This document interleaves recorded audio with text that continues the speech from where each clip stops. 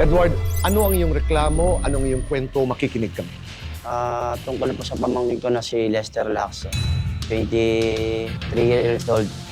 Gawa nga po ng galing po kami ng Batasan, tapos po may nag-send po sa amin ng picture sa mama ko na ganun nga po yung nangyari sa papa ko ngayon. Sabi ko sa mama ko na nagsabi agad po ako sa mama ko na, "Ma, kaya ko, nasaktan ko si papa." Gawa na nabigla ko, na kakagising ko lang, tinadya kayo lang may sa papunta sa akin. Tapos ayun po, bigla ko lang po nasuntok siya na hindi ko na po na inaasahan, na blanco na po ako. Ay nga po, bigla po nagwala po si pamangkin ko po doon sa loob. Tinatanong kung sino po yung nangano sa papa ko. Parang ako na po yung nalaman niya na ako po yung sumuntok. Tinadya kanya po yung pintuan ko, bigla niya lang po pinagbabasagin yung TV saka yung Bluetooth speaker ko sa loob ng kwarto ko po. Asay na po, pag-uwi po namin, sabi ko mas maganda, pumunta muna tayo sa barangay o sa pulis para makakuha tayong responde para makuha si Lester para makapag-usap sa barangay. Tapos ayun na po na nangyari, nagkausap po kami. Tapos nalaman ko po na may nagbabanta po sa akin na papatayin niya po ako. Yung may dala po ito sa samurai, di na po niya daw alam kung ano magagawa niya sa akin. Saan ka nakakuha ng samurai? Samurai niya po yun sa taas eh. Ano ang ginagawa niyo ng mama mo sa Batasan? O nung pinadalhan kayo ng litrato na galit si Lester? Ano po, galing po kami ng Batasan po sa payout po para po sa papa ko, sa panggamutan niya. Madalas ba yung inyong alitan ng tatay mo? Madalas po. Madalas. Opo. Hindi yun ang unang pagkakataon na nasaktan mo ang tatay? Sabihin po natin mga pangalawa na po.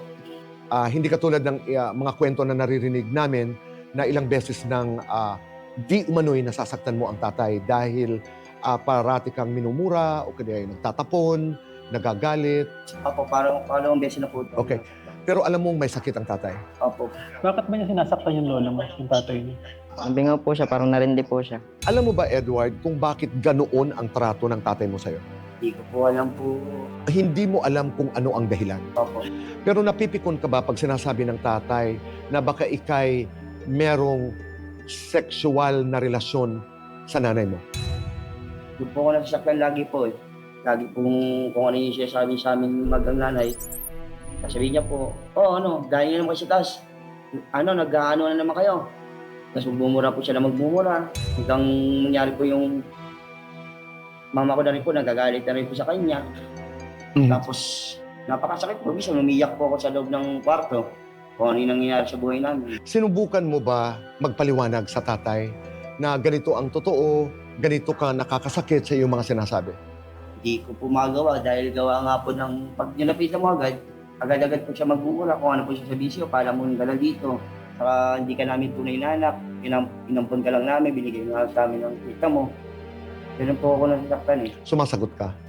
Opo, sumasagot po ako pag alam ko naman po na edad po ako.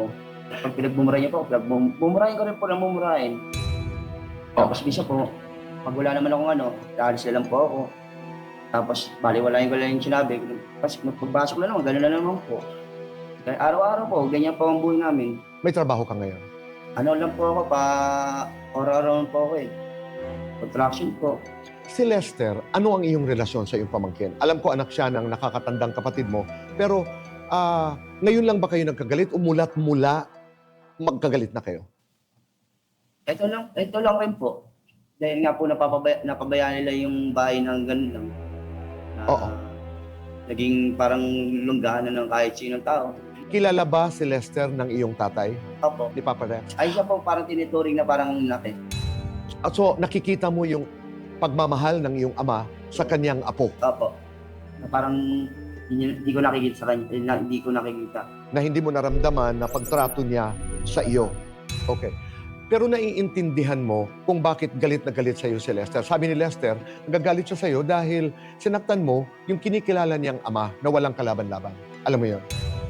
Alam ko naman po yun kasi gawa nga lang po na nabigla lang po ako talaga eh. Kaya pagsisiyan ko naman po agad yun. Kaya nga po sinabi ko po sa mama ko na agad, Ganito nangyari. So si Lester, pagkatapos ng nangyaring yun yung sinasabi nila nagbantay, may samurai, at pinagbantaan ka. Sinubukan ng barangay na kayo pag-usapin pero wala pa rin nangyayari. May nangyari naman po usapan, kaso nga lang, di na lang po kami napapasin, hindi po kami nagkikibuhan. Pero sa isang bahay pa rin kayo nakatira. Opo, minsan po lumalabas na lang po ako, minsan nagmamadaling araw lang po ako ng kasi nga po may insomnia rin ako, hindi po ako gano'ng makatulog. Kaya minsan po pumapasok ako pag wala na siya, pasok na po ako sa loob. Pero may mga panahon noon, nung hindi pa kayo magkagalit dito sa nangyaring ito, na okay naman kayo ni Lester bilang magtiyuhin, bilang pamangkin. Opo, okay naman. May gano'n naman po. Ito lang pangyayaring ito nung nagka-PCK lang kayo ng tatay mo na nagkagalit na kayo. So ang estado ng inyong relasyon ngayon, hindi pa rin kayo nag-uusap. Hindi po kami nagkikibuhan. So anong gusto mong mangyari ngayon, Edward? Sa akin naman po, ang gusto ko naman po sa kanya na kahit manghingi lang siya ng tawad sa akin, wala namang problema ako, manghingi ako ng tawad sa kanya para ma-raise niya ako kung ano yung dapat maging ako ng buhay namin. Yun ang dahilan kung bakit lumapit ka dito sa Kaitanen Action para magkaayos kayo, magkausap na sana'y humingi man lamang siya ng paumanhin. Pero totoo ba na gusto mong umalis si Lester sa bahay? Pero bakit? Paano yun? Siya ang mahal ng tatay niyo. Ang bahay na yan ay pag-aari ng iyong mga magulang. Opo. Aha. Wala naman po ako magagawa dun kung matigas po siya bahala na siya sa buhay niya dun. Maya-maya ay makakausap natin si Kuya Alan.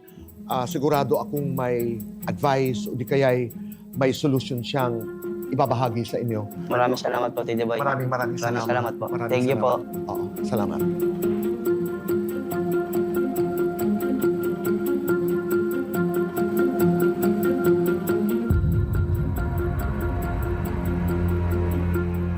Hindi naman pala pagpapaalis ang May kanyang niya concern. goal. Apo. Ang goal niya is mag-apologize. Opo. That's what I heard, di ba? Ang sinasabi kasi nitong si Lester, selos na selos daw sa kanya talaga tong ipon niya. Kasi ito. yung pagmamahal na dapat is nasa Na imbis na kanya, ibibigay napunta sa dun kanya. kay Lester. Okay. And then? Kasi okay naman daw yung magtatay nung nakulong na DSWD din kasi tong si Lester. Aha. Tapos nung dumaya yung tatay, si Tito, nung nagkita sila nung ni tatay, okay yung dalawa. Pero tinanong namin si Lester tungkol dun sa kung may nangyayari nga dun sa tito niya saka sa lola niya. Wala daw na naman daw. Ano naman? So bakit lumabas yung pag-uusap na yun? Kasi daw meron na daw tama talaga sa utak yung lola. No. Okay. Na-stroke daw kasi. Halika, pasok natin. Okay.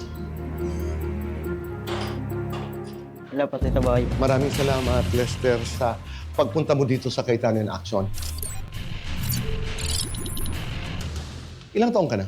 20 po. Lester, ay narinig mo yung salaysay ng iyong tiyuhin, si Edward.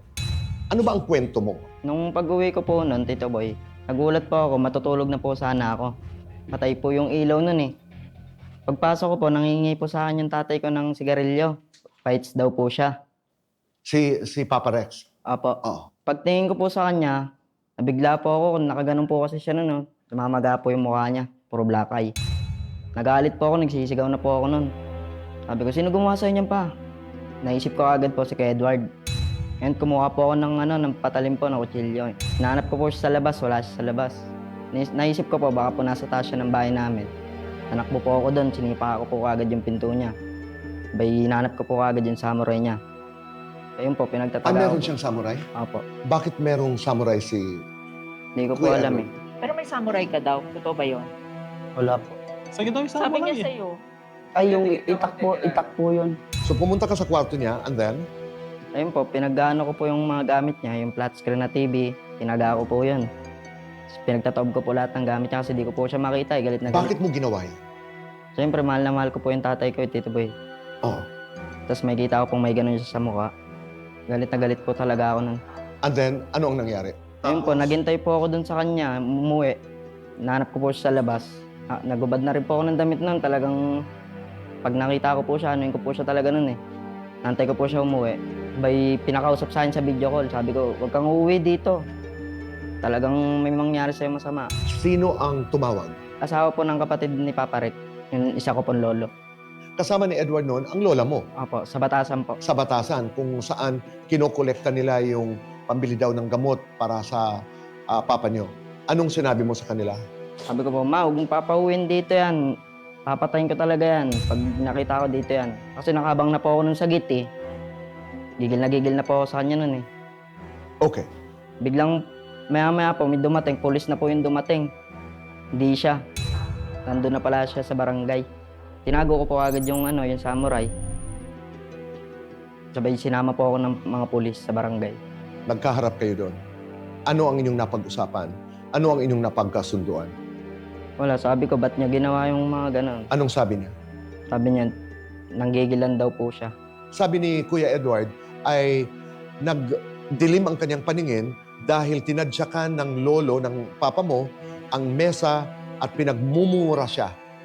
Totoo ba yung kanyang salaysay? Apo, totoo po yun. Ganun po talaga si Papa Rico. Kaso po talagang pag sinaktan po yung lolo ko, nagagalit po talaga ako eh. Kinakampihan ko po yun kahit mali yun. Oo.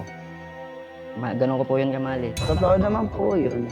Siyempre, magkasama kayo sa bahay ni Edward, di ba? Paano ang inyong relasyon? Di po kami nagkikibuan.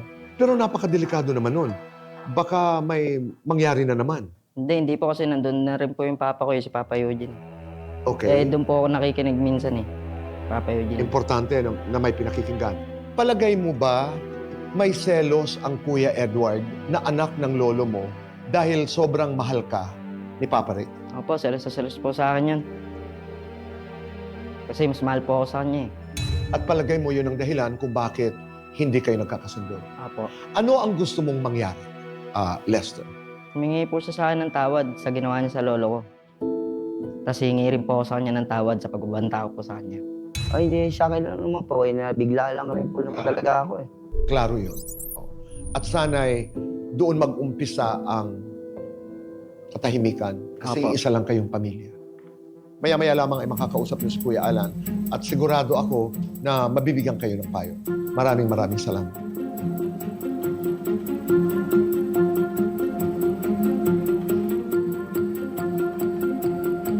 Palagay ko maaayos naman. Opo, Tito. Tito, Pareho sila ng gusto eh. yes po. At saka feeling ko, Tito, parang isolated incident lang yung Oo. yung Ang nangyari na ito. nagdilim yung paningin niya dahil daw natamaan Napuno. siya nung mesang. At hindi pa. hindi itinatatwa ika nga ng batang ito ni Lester na ito ang totoo, ito ang totoo. Basta ako nagawa ko ang nagawa ko dahil sobrang mahal ko ang lolo ko. At hindi rin siya naninira yung sinasabing may relasyon yung mag-ina. Oo, Hindi eh. po totoo yun. Opo. Pati yung tatay ni Lester sinasabi nakikipag-appeal din doon sa nanay nila. So hindi lang kay Edward binibinta. Okay. Tingnan natin kung anong magaganap pag nakausap na sila ni Kuya Alan.